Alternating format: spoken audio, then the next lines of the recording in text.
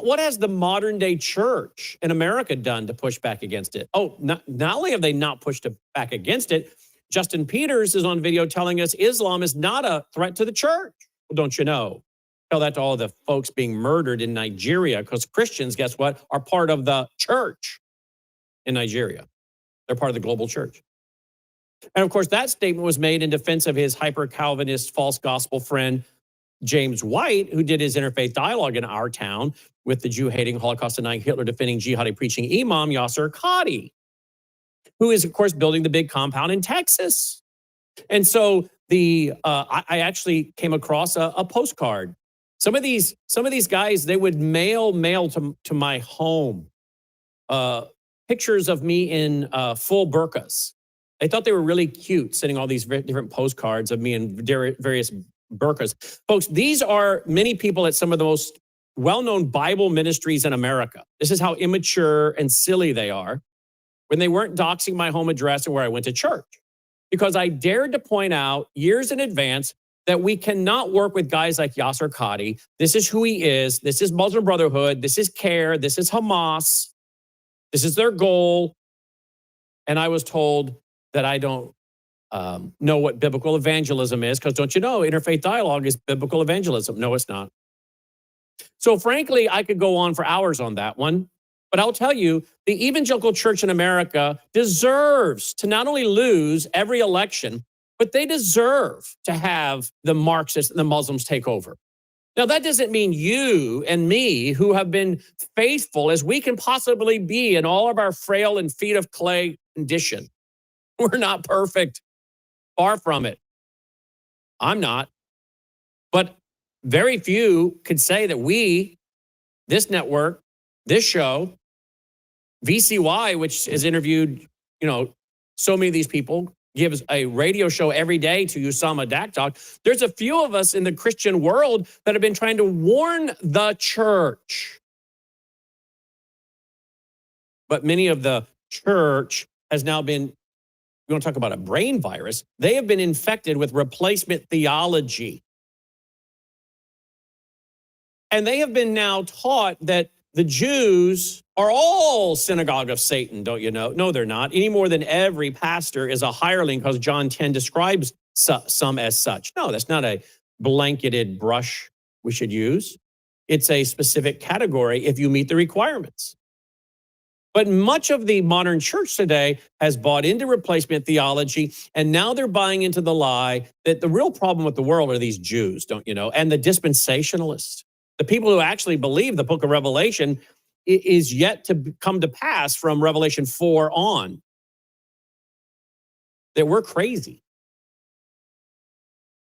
That this was all just made up in the early 1900s.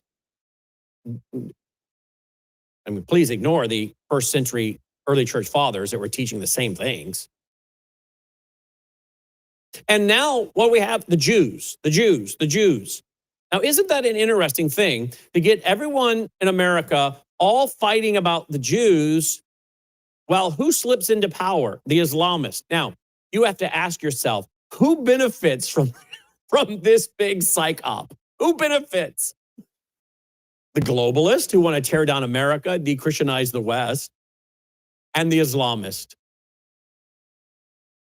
If you wanted to elect a bunch of Christian-hating, Muslim-hating jihadis into office, what would you need to do? Well, you would first need some folks within the so-called evangelical world, hyper-Calvinism, to tell you that people like Usama Dakdok, Shahram Hadian, Brannon, Howse, and others were mean-spirited. We don't care about Muslims. We want Muslims to go to hell, and that we don't understand biblical evangelism. That's what they were saying. To convince a huge part of the evangelical world to not pay attention to Muslims, that they're actually going to be our partners, James White said, when persecution comes, we'll have to hold hands. That's what he said. So you neuter the modern church with hyper-Calvinism, replacement theology, interfaith dialogue, kumbaya with the Islamists, the jihadists.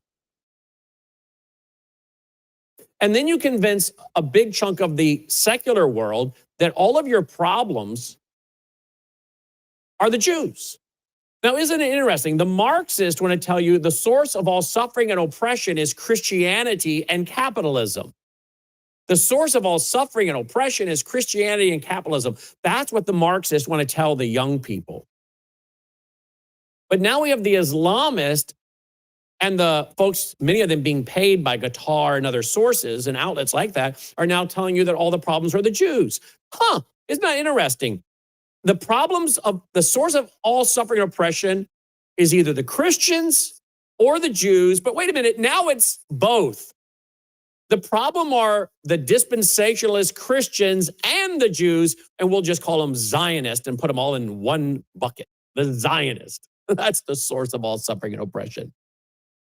And get everyone fighting with each other and divided over this issue with a lot of propaganda and a lot of lies, so that no one pays attention to the big elephant in the room, which is Islam is taking over. They're building compounds, their mosques. Their mosques are training jihadis left and right, and they're planning to take over America with one elected official after another throughout the country. And yet, that's exactly what the Republican Party's played right into. Iftar dinners and putting Muslims on faith boards in this administration, giving an air base to Qatar and Idaho. We better get it together, because President Trump is right. They're going to lose.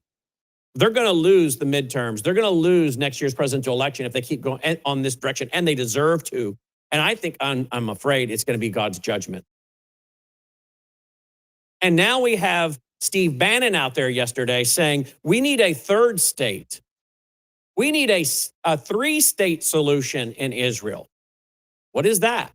We need a Christian state. Really? And pray tell, what so-called Christian, in quote, freaks are you going to put in charge of that? Paula White? The New Apostolic Reformation with their false prophets and apostles? The Word of Faith people? Who? The Reconstructionists, the Dominionists, the Christian Taliban, if you will? Who are you going to put in charge of that? Maybe the Jesuits. When he says Christian, maybe Steve Bannon, who, I've been friends with Steve now for a few years. We produced his show for 3 years. I'm not upset with Steve. I'm just asking a legitimate question, Steve. What do you mean by Christian? I know you're Catholic.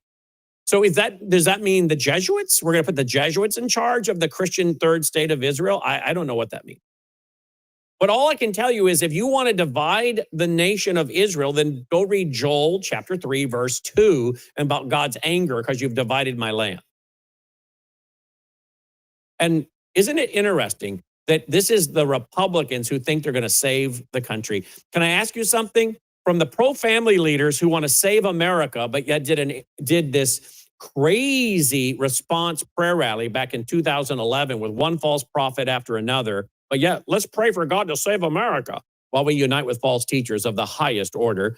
You got the evangelicals wanting to save America. They can't save themselves from bad theology. And you've got the so-called America First people wanting to save America while they do the very thing that's going to guarantee we don't have America saved in God's grace, is we go around and we just trash on the Jews, or give a platform to the Jew trashers and the Hitler defenders and the Stalin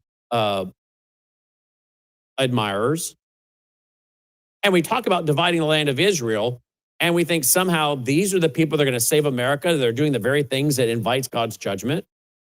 So yes, Donald Trump is right today. If they don't change course, and I mean fast, they will lose some elections tonight for sure, and they will lose in the midterm, and they will lose the White House. And that's if we can even get to an election with all the different wars that are being set up. So today's election day. Folks are going to the polls in a few states, but it'll give us an idea of where we're going.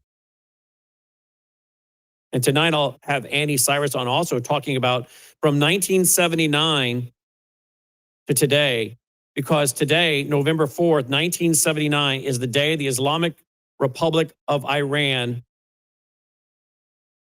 took the embassy in Tehran and took 52 American hostages for 444 days. Today, November 4th, 1979. And she has a great article on this at liveuptofreedom.substack.com. From hostage crisis to superpower. And now, of course, we see Iran, China, Russia, North Korea, all in a military alliance. And I was reading an article today about how much more, basically, that Russia and China are done with the American dollar. How much of their trading is being done in something other than the US dollar? The dollar's collapsing. And of course, that's why we've seen gold and silver go to the heights in part that it is. And this is why they're rushing as fast as they can to get onto this new digital system. Well, let's go to Aaron Lavarco when we come back, get a quick update about what's going on in Israel, because Tucker Carlson came out with his non-apology apology, but then told, I think, another lie. And then Kirk Cameron tells us who the Antichrist was. Don't go away. News is moving faster than ever, and so are we. Worldview Tube brings you 24/7 live stream coverage, and now, real-time alerts when it matters most. Once you have the Worldview Tube app installed, exit the app and navigate your way to Settings. In Settings, locate the tab labeled Notifications. Select the Notifications tab. Scroll down until you locate the Worldview Tube app icon. Select the tab, and here you can turn on and customize your notification experience for the Worldview Tube app. News doesn't wait, and neither should you. Turn on push notifications to stay informed. Every headline as it happens. You are watching Worldview 2, built on the 35 years of Worldview books, documentaries, research, high-profile interviews, and the radio and television broadcasts of Brannon Howse. All right, welcome back. Glad you're with us. Worldview Radio, our website, worldviewradio.com. All right, let's go to this non-apology apology of Tucker Carlson. He's come out and he said on a broadcast that, well, I said it in anger. Okay, I mean, all of us can do that. I'm not saying we can't. But his show, I think, is pre-taped, okay? So if he said it in anger, wouldn't he have thought after he cooled down, hey, let's edit that? When he called Christian dispensationalists the people I hate the most. But I'm not buying it, because right after he said, do we have the clip, Logan? Right after he said, I'm sorry that I said that about the dispensationalists. Some of them are really sweet people. After he said that, and I don't believe him, because we have him saying so many lies and he's become so toxic that now even the president of the Heritage Foundation, who clearly doesn't seem like he's a real sharp character to start with, who wanted to come out, Tucker will always be our friend at the Heritage, and try to blame this on cancel culture. Great distraction. And haven't you loved how that's been used? Oh, you guys are not for the First Amendment. You're for cancel culture. What? Because we disagree with people? Because we say people shouldn't be putting people up at their conferences? We don't agree with it, but we don't have the power to cancel that. How are we in charge of cancel culture or canceling people? He can have his show. We're just simply saying we don't agree and people shouldn't be giving him a platform. And the man that runs the Heritage Foundation, and I urge all of you, don't waste your money over there, please. That's my opinion. He's come out at a speech trying to walk that back. Well, he should be fired. He's clearly not bright enough, in my opinion, to run that organization. They've destroyed the Heritage Foundation. But don't you love the distraction is you're for cancel culture? No, that's a lie. So he goes on then, after being caught in multiple lies, as I believe we have with Tucker, says that he's sorry. Well, if you're really sorry, Tucker, then why don't you interview a couple dispensationalists who are real dispensationalists and give the other side if you're really sorry? Number one. Number two, why did you apologize and then turn around and I think tell another lie? And if you're going to pile lie upon lie, then why should I believe that you're really apologizing? How do I know that's not a lie? Because so many people now are backing away from you. Here is the non-apology apology. Here we go. Listen to this. But I just want to say at the outset, because this has been weighing on me, I did say something that I really regret saying that I didn't fully mean. I said it because I was mad, which is always when I say things I don't really mean. When I get pissed, my wife. Oh, whoa, dump that. Guys, I thought we edited that. We've got to keep editing these videos. And can these guys not come on the air and dump that? All right. I'm just going to have to tell you what he said. He went on to say that if Israel bombed a church in Gaza, as though they did it on purpose, no. So I sent that to Aaron. I said, Aaron, listen to this, please, and be ready to address it.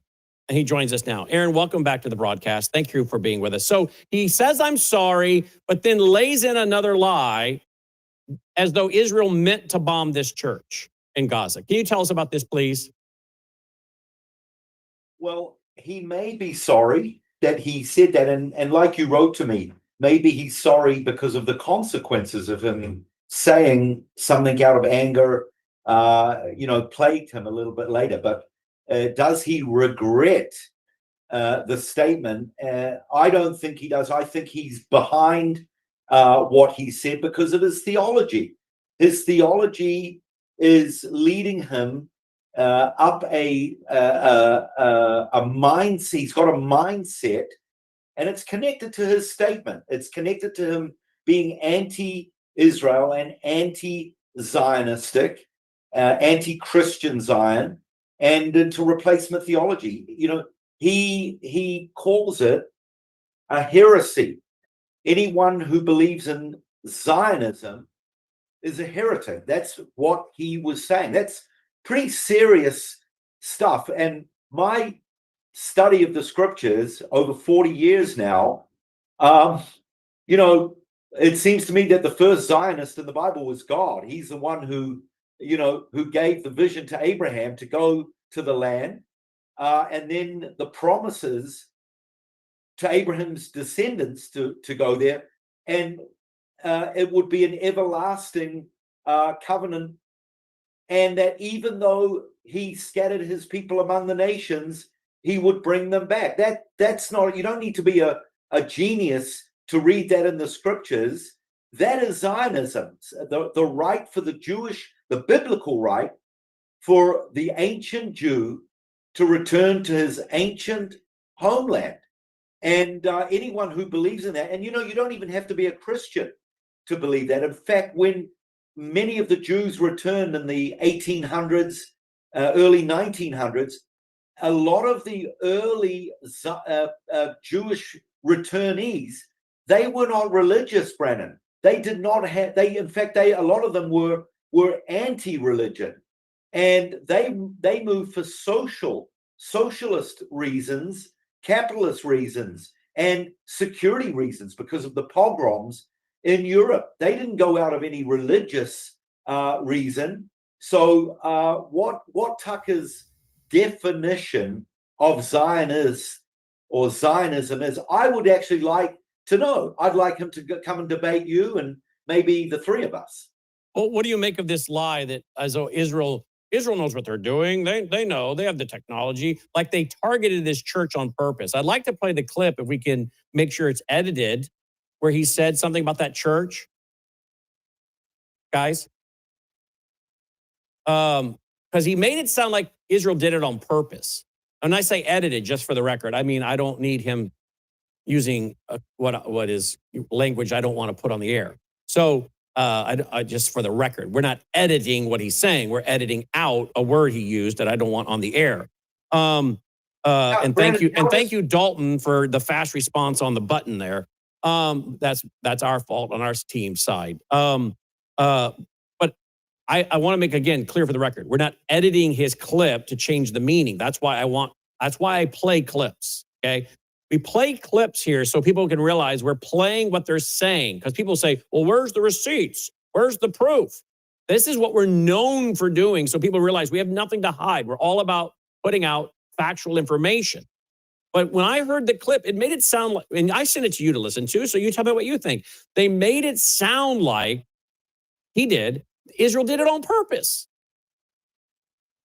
Brannon, how does Tucker Carlson know that we did it on purpose? How does he know that? If he has got some proof that we did it on purpose, well, then I will stand up and I will say, okay, Tucker, you're right.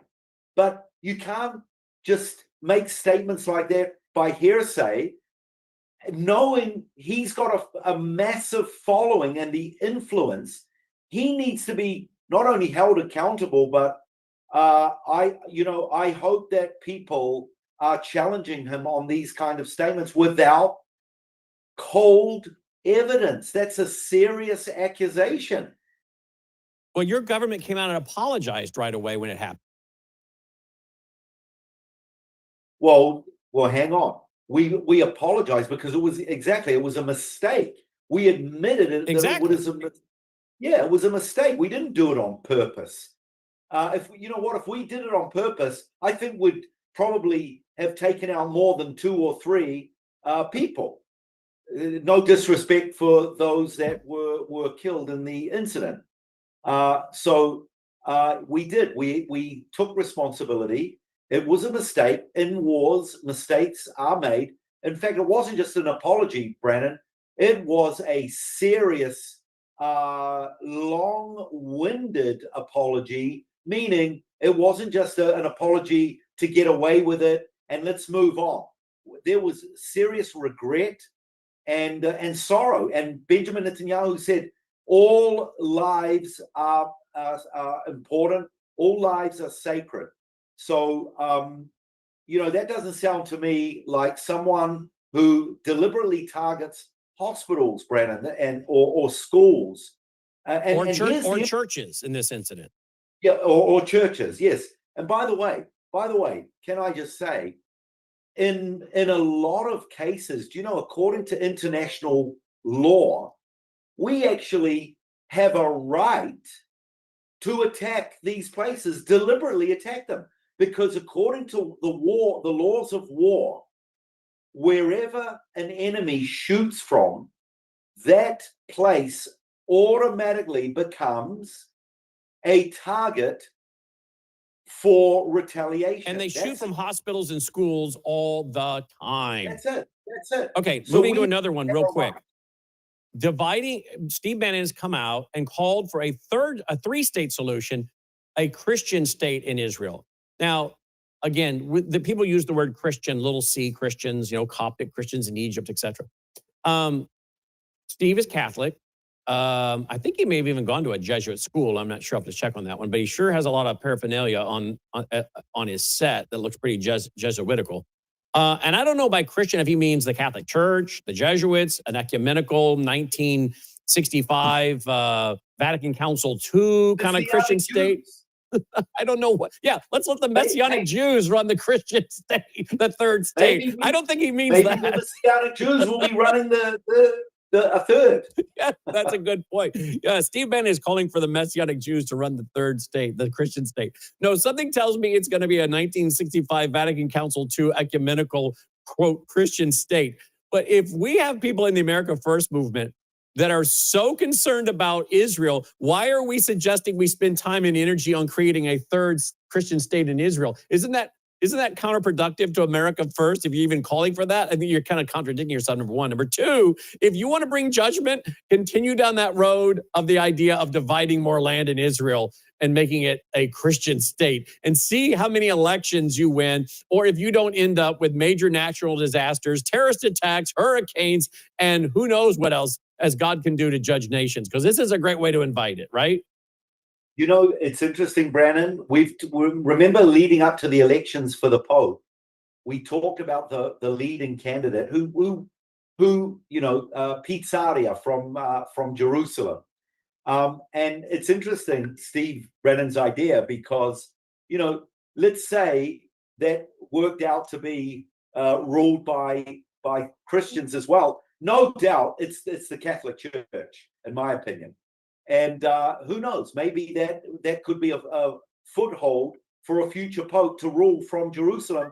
And where would that head? That potentially could head towards the temple and a false peace and an anti-Messiah. Maybe you'll have a Pope is the false prophet, is the Pope.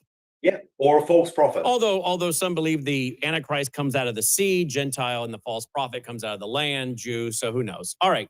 But very interesting, right? Now, let's go to this clip. We've checked it and triple checked it, right, guys? All right, here we go. Because I don't want people to think we're taking him out of context. Here we go. But I just want to say at the outset, because this has been weighing on me, I did say something that I really regret saying that I didn't fully mean. I said it because I was mad, which is always when I say things I don't really mean. When I get, my wife's always telling me this. I was snippy and I didn't explain it. And I said something to the effect of, I despise Christian Zionists. And I'm just sorry that I said that, because I don't. I'm mad at a certain kind of thinking. Some of the nicest people I know are Christian Zionists, actually. You know, if you're in a car crash, they would save you. If you need someone to watch your bank account, they wouldn't steal from you. They're like really good people and sweet people. Wait a minute. I want to be very specific quickly. Earlier, he hates those people the most. Now they're the sweetest people. All right, I'm not buying it. When we come back, I want to play the back end of that clip where he talked about Israel and the bombing of the church, which I think is a lie. So again, if you're hooking your apology to a lie, how do I know you're not lying about your apology? And if you're not lying about your apology, then book me and Aaron and Dr. Woods for your broadcast, Tucker. We're ready to go. Consumers often ask, what should I expect when I take the Bella Grace elixir? And the answer is varied. It really depends on what your health and wellness needs are. I would consider this as your foundational core product for a whole range of health and wellness issues. Let me give you a few examples. If you're a little bit older and you have some joint health issues, some problems with mobility and discomfort, the elixir is going to be your best friend. If you have some skin health issues, wrinkles, hydration, aging, all of those elements are going to be benefited from the elixir, including age spots. Now, if you're in a younger demographic, maybe visual health is where you need some assistance. Eye fatigue, dry eyes, all of those are going to be benefited by the elixir. It's a core product because it benefits so many.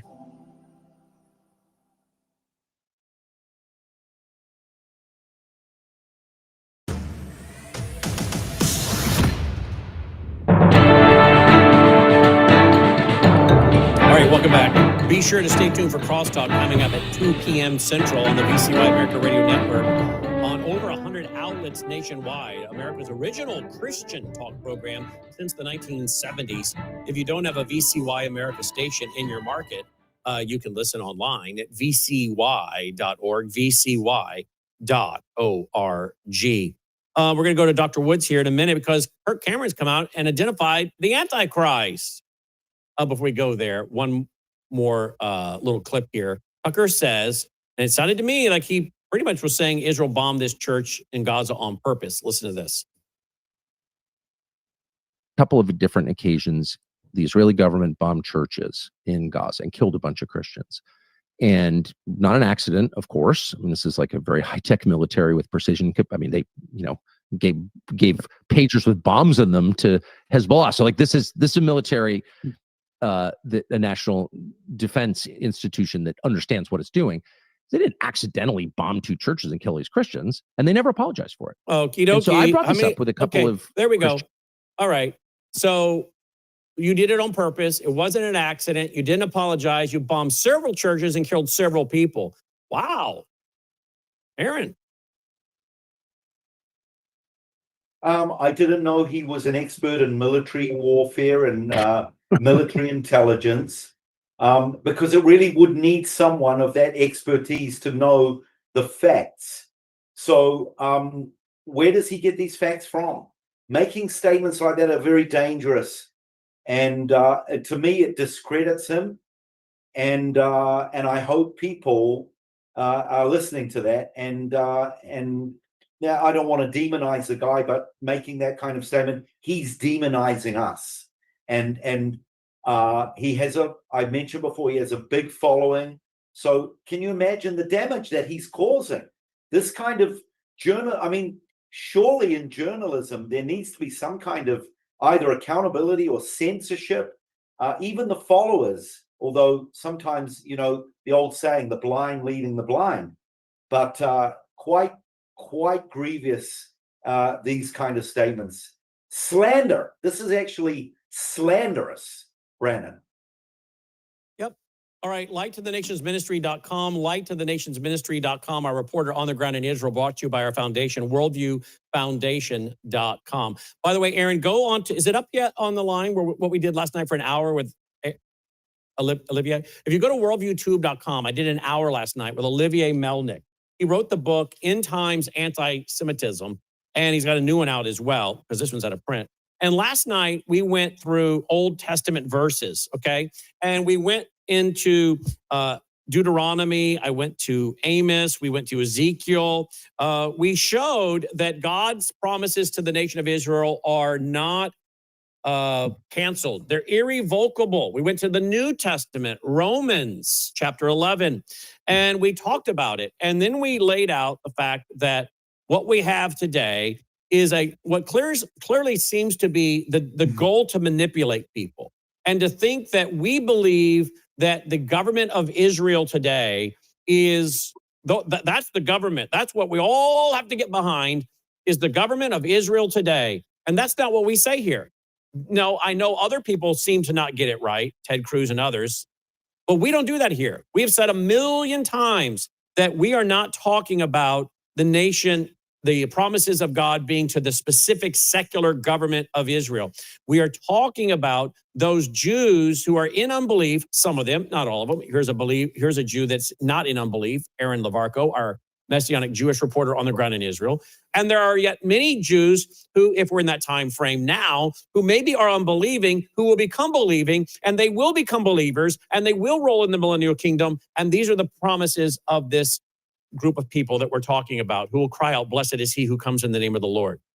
And yet many of the people on the America First side want to have all of us believe that Zionism means we have to believe and endorse and support everything the Israeli government does. That's not what Christian Zionism says. We understand the promise of Ezekiel with the dry bones where they come together, and then the breath of life of the Holy Spirit. We're waiting on that second part. So let's not let the America First people, again, muddy the waters. They do it on purpose, I think, or they clearly don't know enough about what Christian Zionists believe, that they try to convince the public that as a Christian Zionist, you have to unapologetically always support the government of Israel. That's not Christian Zionism. My concern is not with, say, the government of Israel. It's A, their right to the land historically and biblically, and B, can we not be involved in anti-Semitism, the attacking of Jews, the murder of Jews? Can we be patient with even the unbelieving Jew? Because guess what? As a Gentile, God was patient with you and me. And guess what? Many of them are going to come to be believers, and we need to be patient.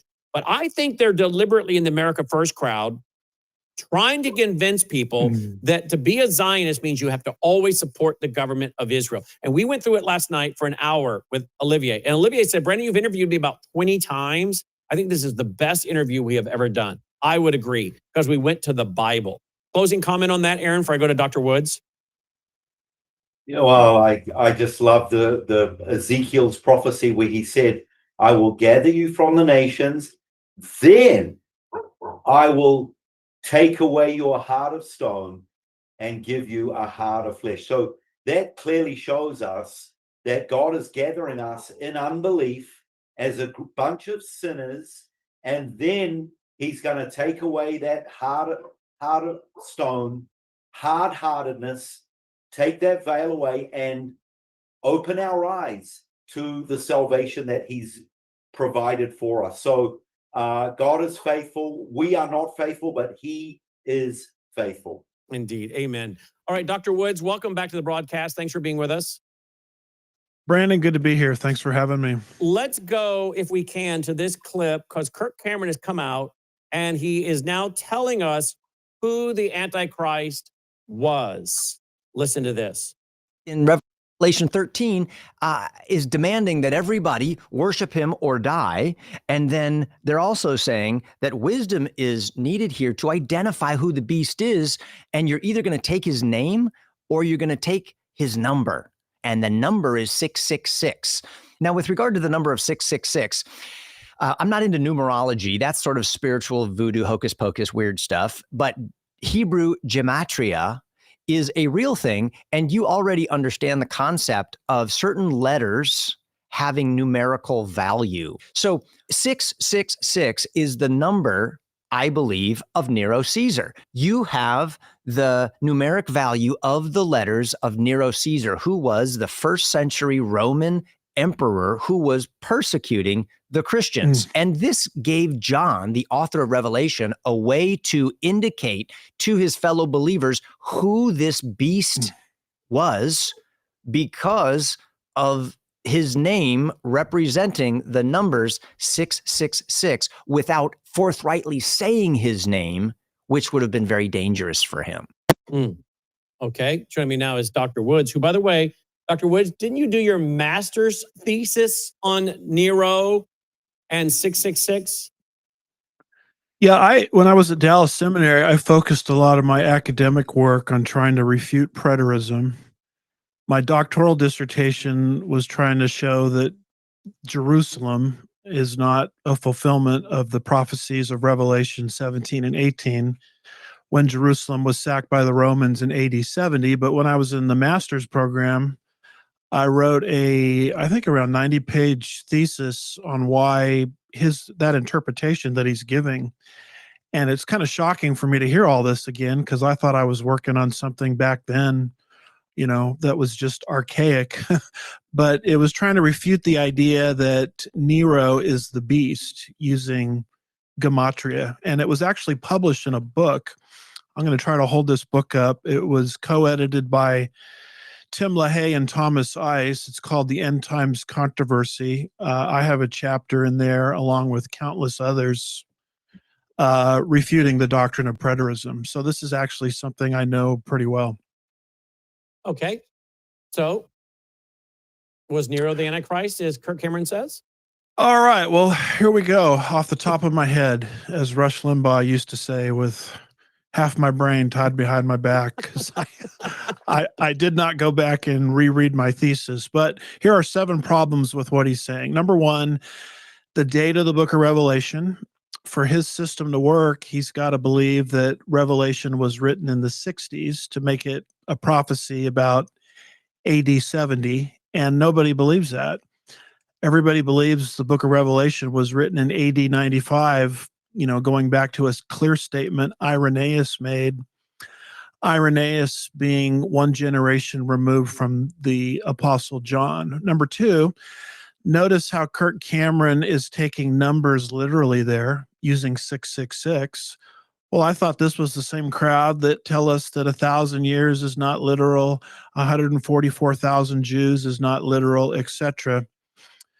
Number 3, in order to get this to work, he's using gematria, and it's an idea that ancient alphabets, Greek and Hebrew, had numbers associated with each letter. So you could take everybody's name, spell it out in the original language, attach the right number to the right letter, and it would yield a total. And he's trying to argue that 666 equals Caesar Nero. And notice that he doesn't tell you that this only works in Hebrew, doesn't work in Greek.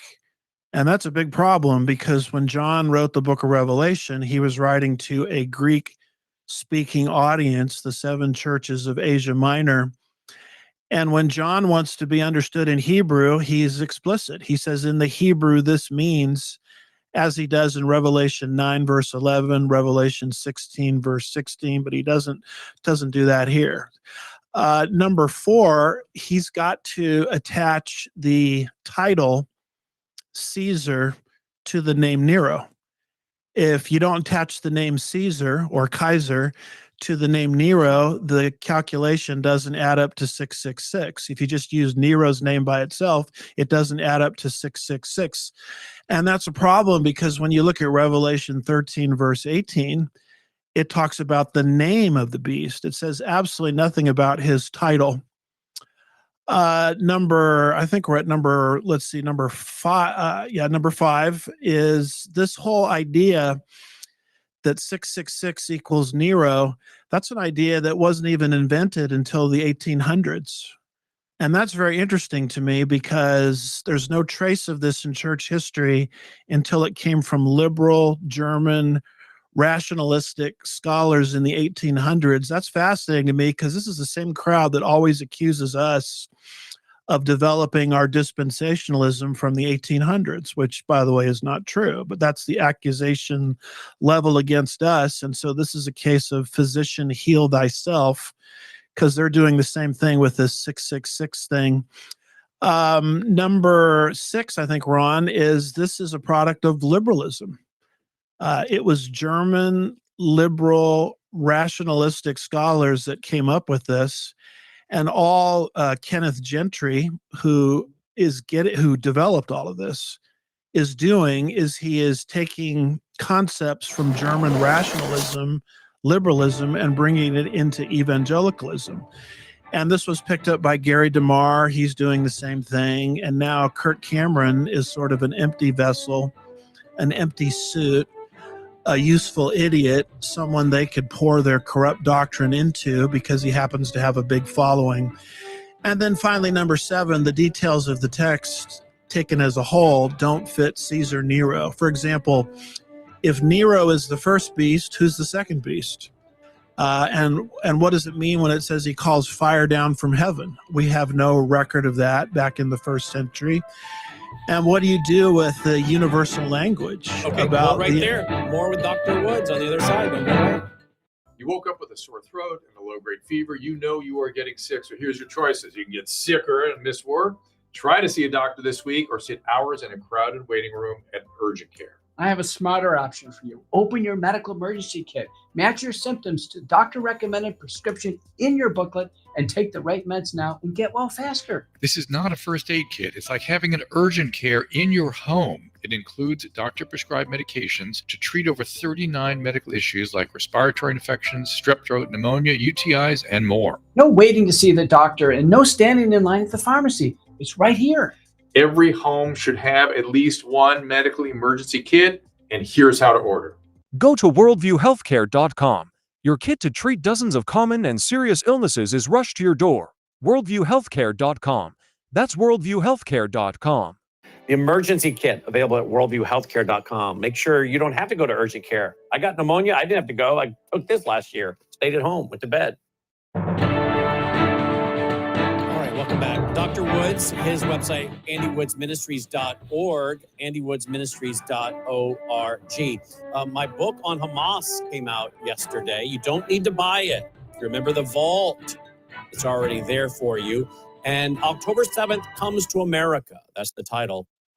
Exploring and unveiling and exposing Hamas's U.S. network.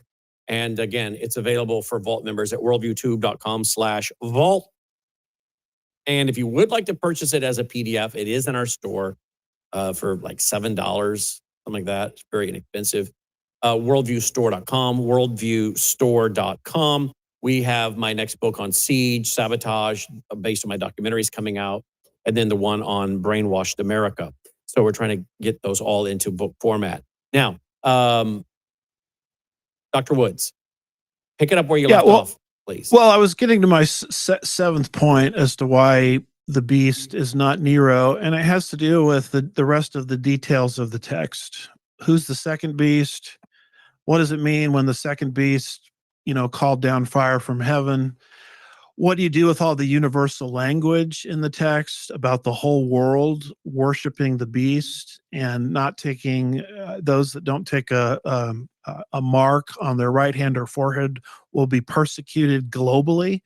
I mean, when did that ever happen with Nero? And then it talks about a singular image. The noun is singular there, set up in the temple that the masses must acquiesce to. When did that ever happen in Nero's reign? I mean, the best I can come up with is Nero setting up multiple images, but never this kind of singular image that speaks. So in summation, I know that's a lot of information, and people can go to the book, The End Times Controversy, to get all this.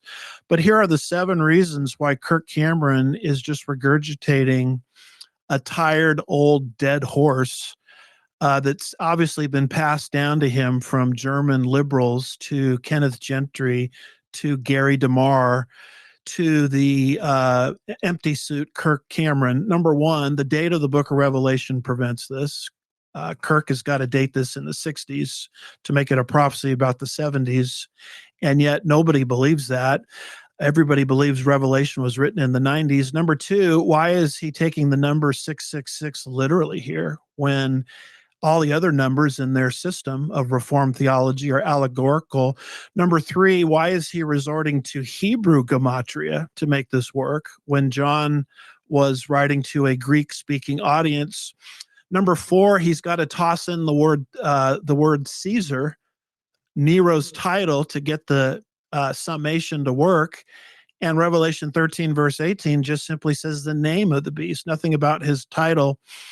Number 5, he's relying upon an idea that doesn't surface in church history until the 1800s, which is the same thing they accuse us of concerning the rapture. Number 6, he's borrowing from German liberal rationalism. I bet you he has no idea who came up with this. He's just regurgitating it because it sounds good, but he's just bringing liberalism into evangelicalism through this nonsense. And then finally, number 7, the details of the text don't fit Nero at all. Who's the second beast? Who is this one that calls down fire from heaven? What do you do with all the universal language of the entire world worshiping the beast? What do you do with the singular image that talks? There's nothing like that in Nero's reign. So when you put all of this together, what he's saying is, and he might sound good saying it because he is an actor, and actors are really good at memorizing lines and spitting them back in a believable way. But when you actually scrutinize what he's saying, this idea that he's regurgitating, it's just silliness. It's fanciful. And it's something that evangelicals should reject. And so that's my quick summation with half my brain tied behind my back. And this is what your thesis for your master's degree was on. Yeah, and I'm kind of grateful to him in this sense. I thought that what I was researching back then, I'd never talk about it again because it's so archaic. Well, lo and behold, here it is. The star of growing pains is now, regurgitating all of this stuff. Would you be willing to have a conversation with him if we could get him to come on the broadcast? I'd be willing to have a conversation with anybody, anytime, about anything. Mm-hmm. Yeah. Well, the thing is, we keep offering invitations to people, but none of them ever take us up on it. Why is that? Sharam called me today. He said, "Hey, why can't we do a panel with some of these people?" I said, "Well, sure. Dr. Woods and several others can come on, and they can represent the Christian Zionist side, and then we can have the other side represented." But I said, "Who do you think is going to come on?" Most of them, they never return our emails or calls about our invitations to come on, Dr. Woods. Why? Well, I think it's biblical to have discussions because the Bible says as iron sharpens iron, so one man sharpens another. And you know what? I might be wrong about something. I'd love to hear why he thinks I'm wrong. And if I am wrong about something and it can be demonstrated, I'm not infallible. I'm not an apostle. I'm just a Bible reader. I can correct my lens. And it's almost like they don't want their lens corrected at all, if they're afraid of basic dialogue, basic conversation, basic discussion. And so I'm not sure why they don't want to do it. I noticed that Tucker's show that you were talking about earlier, boy, that has a tendency to be very one-sided. We've had what's his last name? Rich, the guitarist. I guess he's now an expert on prophecy and trying to argue that, Darby was connected to the Illuminati. We've had, what's his name? Isaac Munford, something like that. Munford Isaac. I might have that a little backwards. He's been on there. No cross-examination. Lately, we've had the neo-Nazi on there, Fuentes, with the Stalin lover, Nazi lover, Holocaust denier. Seems a little one-sided to me. Then we had the nun with the mustache, Stephanopoulos. She was on there. And Tucker sits there like a potted plant doing his, famous giggle or laugh every once in a while with zero cross-examination, whatsoever. So I think Aaron said something about journalism. This is bad journalism. I would say this, I'd up the ante. This isn't even journalism. I mean, what Tucker is doing is not journalism because there's no opportunity for cross-examination. This is the Tucker Carlson propaganda podcast. And that's what you're left with when you have no opportunity for legitimate, authentic, give and take, interaction. Yeah. Well, we'd love to do this if they would call us back or email us. Dr. Woods, anywoodsministries.org. Stay tuned for Crosstalk with Jim Schneider at vcy.org. Take care. And we're back with WROS out of Jacksonville, Florida. And you here on Worldview Tube. All right. You heard my opening monologue, Dr. Woods, with the, you look at how the so-called evangelical world's been compromised with interfaith dialogue. Justin Peters saying Islam doesn't pose a threat to the church. Tell that to the Christians being slaughtered by the Muslims in Nigeria today. We've got interfaith dialogue with Yasser Qadi and James White. Their hyper-Calvinism, replacement theology. You look at how the evangelical church has basically folded to Islam.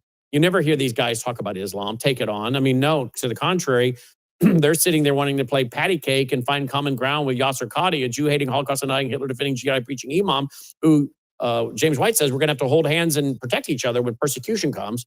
Then you have the political world that is largely thrown in now with replacement theology, anti-Semitism, and they seem to be confusing our position and ignoring what is happening with Islam. I don't know about you, but I'm starting to think, the modern church in America and the political establishments, they deserve for Muslims to take over because they're doing everything to prop them up. Certainly, of course, now by making the Jews, which is only 0.02% of the world population, everything about the Jews, while they completely ignore Islam, which is literally taking over, and you're about to have a Marxist Islamist as mayor probably by tonight in New York City. Dr. Woods?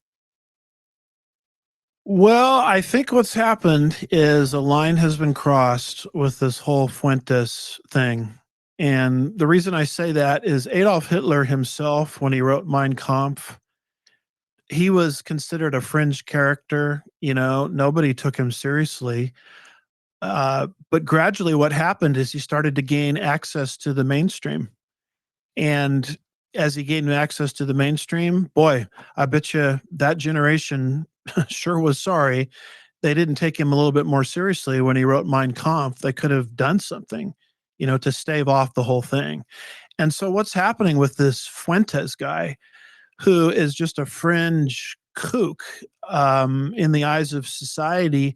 Well, now for the first time, he's been given a mainstream platform in front of millions and millions of people.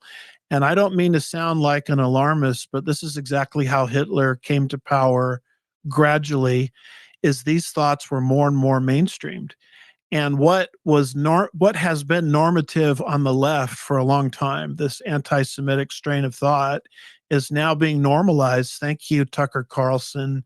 Thank you, Candace Owens, into the mainstream of society, into the so-called conservative movement, into the MAGA movement. And now you've got people like Steve Bannon and others just sort of acting as cheerleaders as this anti-Semitic strain of thought now goes under the rubric of, we're going to keep America, make America great again, and make America first. Well, that has become sort of a synonym, if you will, for anti-Semitism. And that's what bothers me about this whole thing. You're seeing the mainstreaming of anti-Semitic thought. And do you agree with me that they are deliberately setting up that if you're a Christian Zionist or a Zionist, that you are automatically now giving 100% approval of anything the government of Israel does? They seem to be setting this up on purpose, that because you guys are Zionist or Christian Zionist, you believe you have to be subservient to Israel, the government of Israel, give them money, have your sons die for them. I've never said that. To the contrary, I've said I don't think we should be giving foreign aid to Israel. They're a rich nation. Let them fund their own wars. We should fund, and their own national security. We should fund our own. Can we sell information back and forth, technology back and forth, give information back and forth, share satellite images and stuff back and forth? Of course. But we don't need to be giving them billions of dollars. I also am not in favor of everything the Israeli government does. It's a secular government. My position isn't the Israeli government.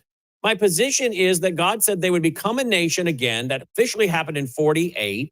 but they were always a nation. Even God referred to them in their dispersion as the people, the nation they would bring back together. And we're talking about just simply saying, can we be patient with them? Can we give them time for God to work in their hearts and minds? Because many are going to come to Yeshua, to Messiah.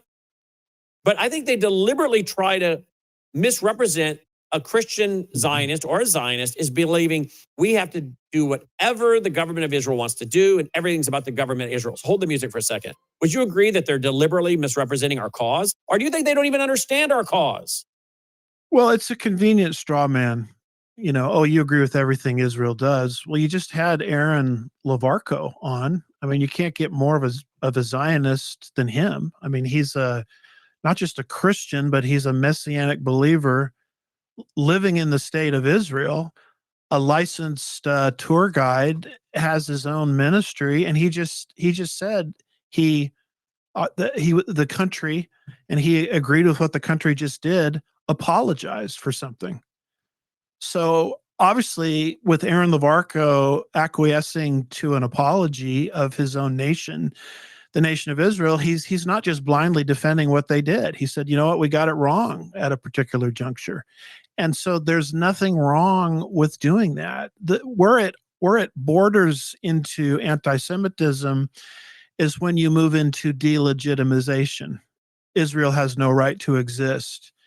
When you move into defamation by saying that all Jews are greedy, all Jews control the banks, and when it moves into double standards, treating the nation of Israel with one standard and our other nations of the earth with a different standard. As long as we're not delegitimizing, defaming, 3 Ds, by the way, and involved in double standards, then any criticism of Israel, you know, as long as they're in their current condition in unbelief, I don't have any problem with that. Exactly. And it's not a denial of Zionism to, you know, speak up against those things. And to your point, why don't they hold Islam, Qatar, Saudi Arabia, and these other countries, Turkey, to the same standard, Iran, to the same standard they hold to the Jewish state and the Jews? And they don't. They take the Islamic money, they kiss their ring, and they make excuses for them and talk about how great they are. Oh, Hamas, that's just a political organization, says Tucker Carlson. Did he not? Did he not?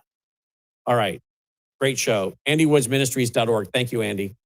Good to be here. You too, my friend. All right, guys, thanks for watching. Thanks for listening. Take care.